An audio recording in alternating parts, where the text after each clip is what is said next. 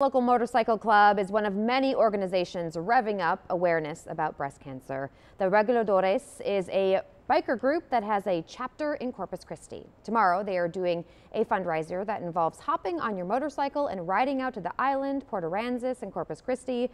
The woman in charge of putting this all together is Tisha Zerbes. She battled breast cancer herself, so the fundraising means a lot.